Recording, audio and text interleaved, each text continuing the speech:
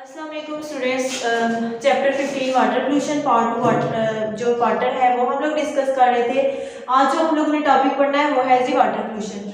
अब ये जैसे कि नाम से ही पता चल रहा है वाटर पोल्यूशन, हम लोगों ने देखा था कि जब अनडिजायर्ड जो पोल्यूटेंट्स हैं, जब हम उनकी जो पोल्यूटेंट वो वाले सब्सटेंस है जो पोल्यूशन कॉज करते हैं, जब पोल्यूटेंट की कंसंट्रेशन एक खास लिमिट से ऊपर हो जाती है, खास लिमिट क्रॉस कर लेती है, तो वो क्या कॉज करते हैं, वो पोल्यूशन कॉज करते हैं। और ऐसे सब्सटेंस अगर वो एटमॉस्फेयर में मौजूद होंगे वो क्या कॉज करेंगे, वो एटमॉस्फेरिक पोल्यूशन कॉज करेंगे। और इसी तरह ऐसे तमाम पोल्यूटेंट जब हम उनको पानी में फेंक देंगे तो वो क्या कॉज करेंगे, वो वाटर पोल्यूशन कॉज करेंगे। अब हमारे पास होता क्या है कि वाटर पोल्यूशन कैसे कॉज होती है। अब हम लोग कहते हैं कि ये डिफरेंट पानी में डिफरेंट मतलब कि ऐसे पोल्यूटेंट में डिफरेंट की चीज़ें क्या प्रोटोजोआ, वायरसेस, माइक्रो ऑर्गेनिज्म जो है वो मौजूद होते हैं। जब उन सब पोल्यूटेंट में ये सारी चीज़ें मौजूद हैं, जब वो पोल्यूटेंट जो है वो वाटर में जाएंगे तो वो क्या कॉज करेंगे, वो वाटर पोल्यूशन को क्या करेंगे, कॉज करेंगे। तो कहा जाता है कि अबाउट 25% जो वाटर होता है वो रन करता है, वो हमारे पास लैंड वाटर से, मतलब हमारे पास रिवर की फॉर्म में, फ्रेश वाटर की फॉर्म में, वो चलता चलता हर किधर जाके गिरता है, डिफरेंट ओशंस वगैरह में, डिफरेंट सीज वगैरह में जाके क्या होता है कि वो वहाँ पे जाके वो पानी में क्या होता है कि लैंड वाटर जो मोस्टली जाके गिरता कहाँ पे है, वो चाहे तो वो कुछ पानी जो है वो एवेपोरेट हो जाता है और अबाउट 25% जो वो वाटर है वो कहाँ, वो लार्ज रेजरवायर में जो है वो चला जाता है। अब क्या होता है कि ये जो वाटर पोल्यूशन है ये मोस्टली हम लोग कहते हैं कि डिफरेंट जो पोल्यूटेंट्स हैं वो इंडस्ट्रियल पोल्यूटेंट्स जो है वो भी वाटर पोल्यूशन का कॉज करने में डिफरेंट रोल प्ले करती हैं। इसके अलावा एग्रीकल्चर जो वेस्ट है ये भी वाटर पोल्यूशन कॉज करने में डिफरेंट रोल प्ले करती है। इसके अलावा हमारे पास आइस स्पाइलेज हो जाते हैं, इसकी वजह से पोल्यूशन कॉज होती है पानी में। इसके अलावा डिटर्जेंट्स वगैरह हो जाते हैं, लाइफ स्टॉक वेस्ट जो है वो कॉज हो जाता है। तो हम वन बाय वन देखते हैं कि इंडस्ट्रियल वन बाय वन हम लोग देखते हैं कि ये वाटर पोल्यूशन होता कैसे है। तो हम लोग कहते हैं कि सेप्टिक टैंक वगैरह जो होते हैं इनकी वजह से हमारे पास वाटर पोल्यूशन होती है। अब ये जो सेप्टिक टैंक ये क्या होते हैं कि ये लार्ज टैंक होते हैं जिनको जमीन के अंदर जो है फिट किया जाता है, उनमें डिफरेंट पोल्यूटेंट जो है डिफरेंट ये वेस्ट वगैरह कलेक्ट किया जाता है। जब तो इसकी वजह से भी क्या होता है कि वो पर्चुलेट कर करके डिफरेंट पोल्यूटेंट जो वो पर्चुलेट होते जाते हैं और हमारे ग्राउंड वाटर में जाके शामिल हो जाते हैं, जिस वजह से हम पानी जो है ज़मीन से निकालते हैं डिफरेंट पंप्स वगैरह के जरिए, पाइप्स के जरिए। तो क्या होता है कि वो पानी भी हमारे लिए पीने के काबिल नहीं होता है, उसमें डिफरेंट डिजीज वगैरह होती हैं। इसके अलावा अगर हम लोग बात करते हैं फर्टिलाइजर की कि फर्टिलाइजर से वाटर पोल्यूशन कैसे कॉज होता है, तो हम लोग कह लेते हैं कि ये फर्टिलाइजर कैसे कॉज करते हैं कि फर्टिलाइजर अब अगर हम लोग बात करें तो हम लोग कहते हैं कि डिफरेंट फर्टिलाइजर जैसे हमारे पास इंसेक्टिसाइड हो जाते हैं, पेस्टिसाइड्स हो जाते हैं, ऐसी तमाम अद्वियात जो हम पेस्ट को किल करने के लिए यूज करते हैं, इंसेक्ट को किल करने के लिए यूज करते हैं कि एक खास कंसंट्रेशन लिमिट होती है कि एक खास लिमिट होती है। अगर इस लिमिट से हमारी अगर इन की लिमिट से अगर इनकी कंसंट्रेशन जो है वो इंक्रीज हो जाएगी तो हम ऐसा फूड खाएंगे जिसकी वजह से वो जो फूड है उसमें पेस्टिसाइड की कंसंट्रेशन जो है वो इंक्रीज होगी, वो भी हमारे लिए डिफरेंट डिजीज जो हमारी बॉडी में जाके कॉज करेगी।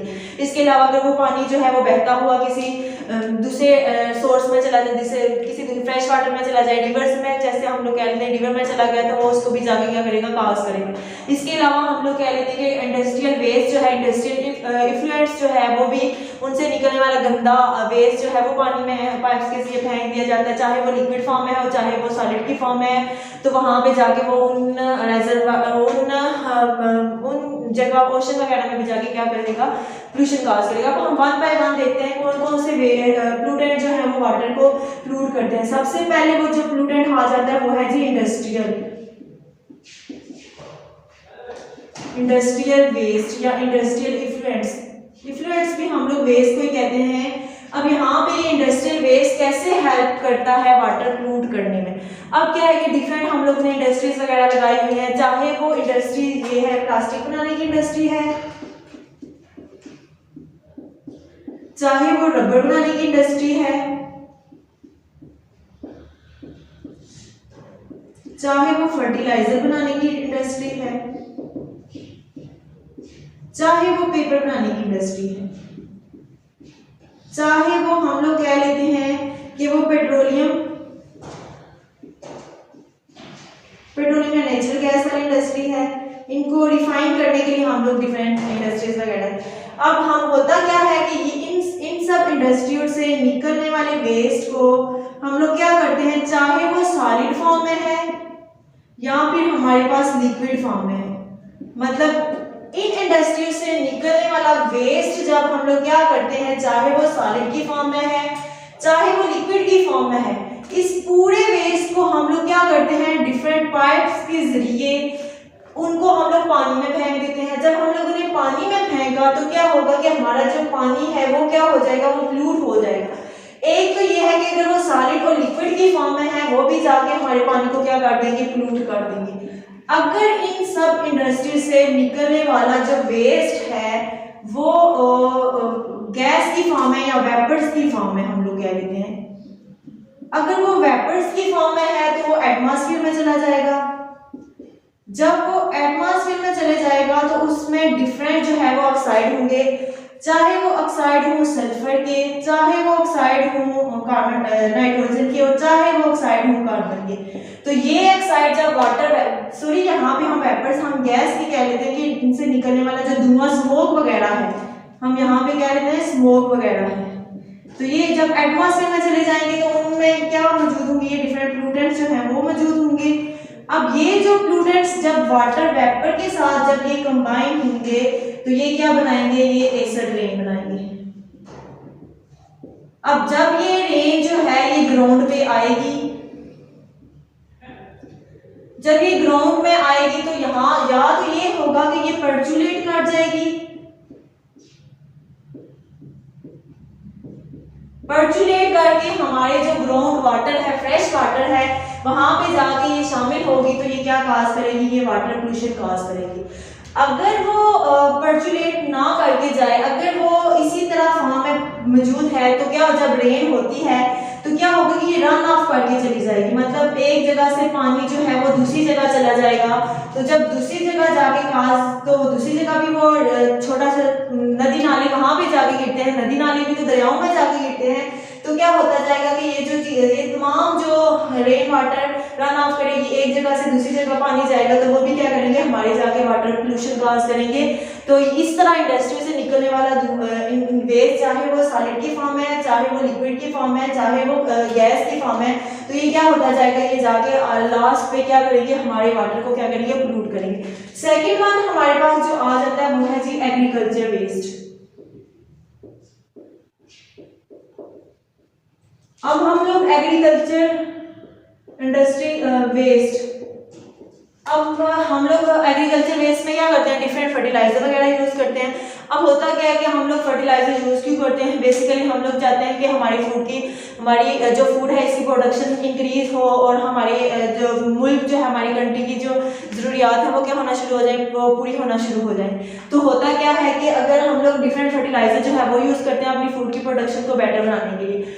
अब अगर इन फर्टिलाइजर की भी एक खास जो लिमिट है, एक प्रॉपर जो अमाउंट है वो यूज की जाती है, अगर वो अमाउंट से जो है उनकी कंसंट्रेशन इंक्रीज हो जाएगी, वो भी क्या करेंगे, वो भी हमारे लिए बैड होगा, हमारी हेल्थ के ऊपर इनकी डिफरेंट जो डिजीज हैं वो काज होना शुरू होगी। अब हम इंडस्ट्री से निकलने वाला फर्टिलाइजर, हम इंडस्ट्रीज वगैरह में क्या करेंगे, हम लोग डिफरेंट जो है पेस्टिसाइड यूज करते हैं। हम लोग क्या यूज करते हैं, हम पेस्टिसाइड यूज करते हैं। हम पेस्टिसाइड हम लोग क्यों यूज करते हैं, हम पेस्ट को किल करने के लिए पेस्टिसाइड यूज करते हैं। हम लोग यूज करते हैं इंसेक्टिसाइड।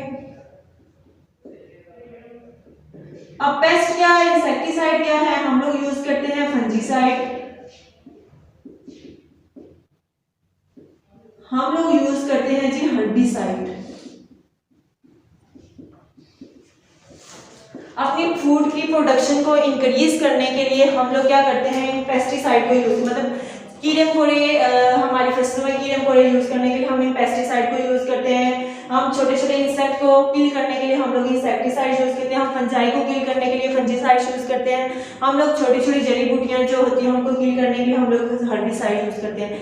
अब ये क्या मतलब, इनकी अगर एक प्रॉपर अमाउंट जो है, अगर इस अमाउंट से इनकी कंसंट्रेशन इंक्रीज हो जाएगी तो ये या तो ये है कि ये हमारी फूड में इनकी कंसंट्रेशन चली जाएगी, तो इनडायरेक्टली फूड को हम लोग ही खा रहे हैं, तो वो क्या करेंगे, हमारे अंदर जाके इन डिजीज को काज करेगी।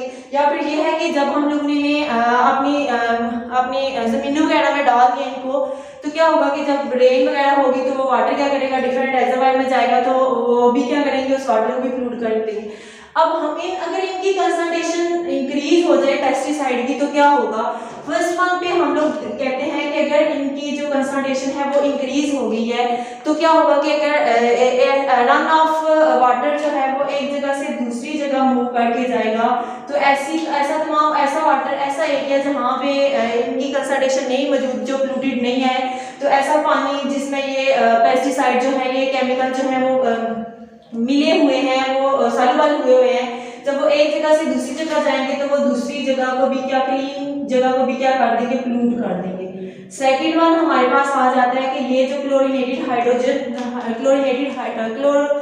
हाइड्रोजनेटेड होते हैं, ये बायोडिग्रेडेबल नहीं होते, बल्कि ये क्या होते हैं, ये नॉन बायोडिग्रेडेबल होते हैं। मतलब ये लॉन्ग टाइम के लिए भी ये जमीन में मौजूद, मतलब बायोडिग्रेडेबल हमारे पास वो वाले सब्सटेंस होते हैं जो डिफरेंट माइक्रो ऑर्गेनिज्म क्या करते हैं, उनको जो दोबारा यूज किए जा सकते हैं, कि एक दफा, मतलब जैसे हम लोग प्लास्टिक कहते हैं, ये बायोडिग्रेडेबल मतलब नहीं है, जैसे कि अगर हम इसको जमीन में फेंक दें तो हजारों साल के बाद भी हम लोग देखेंगे कि वो हमारे पास शॉपिंग बैग जो है वो क्या होगा, उसी तरह का पड़ा होगा, बल्कि ये डिजॉल्व फॉर्म में नहीं होगा, बल्कि ये इसी फॉर्म में होगा।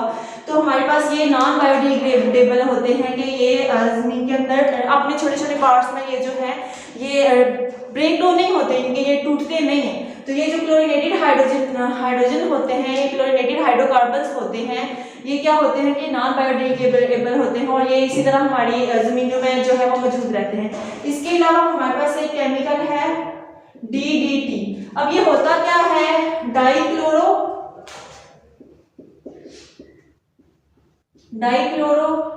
डाइफिनाइल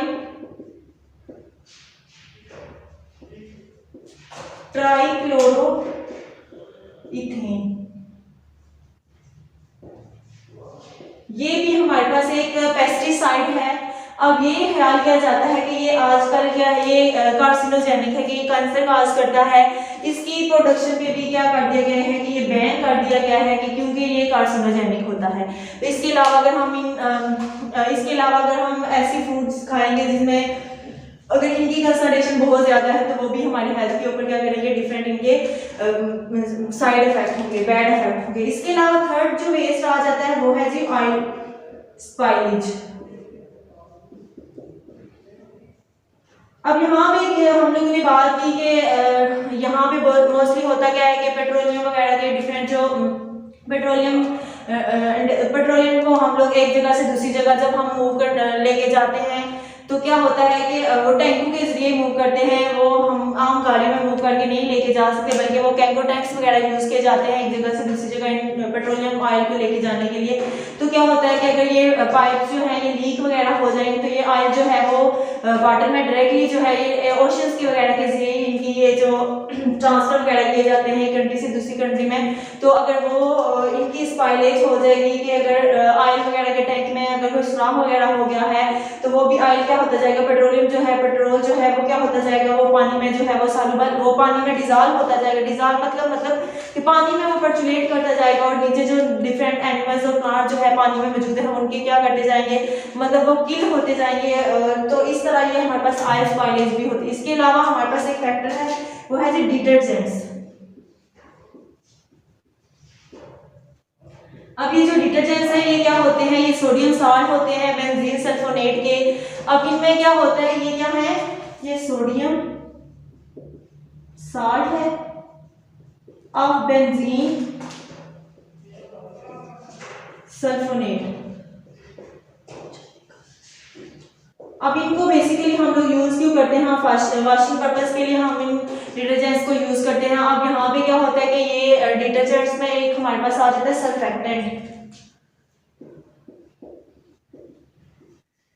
अब ये सरफेक्टेंट क्या करता है, वाटर की सरफेस टेंशन को लो करता है, जिसकी वजह से वाटर क्या होता है कि वाटर जो है वो डिटर्जेंट जो है पानी में सरफेक्टेंट वाटर की सरफेस टेंशन को कम करता है, जिसकी वजह से वाटर जो है वो डिटर्जेंट्स के साथ रिएक्शन करता है और वहाँ पे जाके जो जितने भी हमारे कपड़ों के ऊपर जो दाग वगैरह हैं, वो वेस्ट वगैरह है, उनको क्या करता है कि वो उसके साथ रिएक्शन करके उनको खत्म कर देता है। तो सरफेक्टेंट के क्या बेसिकली काम होता है कि ये वाटर की सरफेस टेंशन को कम करके डिफरेंट जो दाग वगैरह है इनको रिमूव करने में हेल्प आउट करता है। अब मतलब कि इनसे जो डिटर्जेंट्स वगैरह हम लोगों ने पीछे भी बात की कि ये डिटर्जेंट्स क्या करते हैं कि ये जब पानी में मौजूद होते हैं तो ये गुड लेदर प्रोड्यूस नहीं कर सकते। इस तरह ये हमारे डिटर्जेंट्स और सोप वगैरह से निकलने वाले जो वेस्ट वगैरह है इसको भी क्या किया जाता है, डिफरेंट पानी डिफरेंट वाटर में क्या कर दिया, फेंक दिया जाता है, चाहे वो लैंड में है चाहे वो रिवर्स वगैरह में।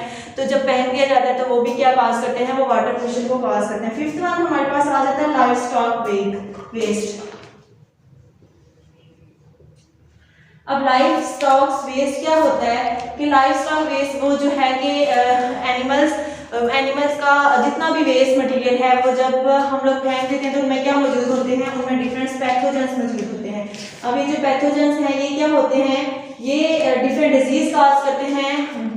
ये लिविंग ऑर्गेनिज्म से फूड लेते हैं और शेल्टर लेते हैं और इन रिटर्न क्या करते हैं, ये डिफरेंट डिजीज को क्या करते हैं, वो उनको हार्म करके जाते हैं। तो ये भी क्या है कि ये भी हेल्पफुल होते हैं कि लाइफस्टाइल वेस्ट को उनमें पैथोजन मौजूद है, जब उनको पानी में डाल दिया जाएगा, फेंक दिया जाएगा तो ये भी क्या करेंगे, डिफरेंट डिजीज काज करेंगे और चाहे उनमें डिफरेंट मेटल्स वगैरह मौजूद हैं। तो इस वजह से ये हमारे पास कुछ ऐसे इंडस्ट्रियल कुछ ऐसे प्लूटेंट थे जो क्या कर रहे थे, वो जो वाटर पोल्यूशन को काज कर रहे थे। तो आज का ये टॉपिक था हमारा वाटर पोल्यूशन।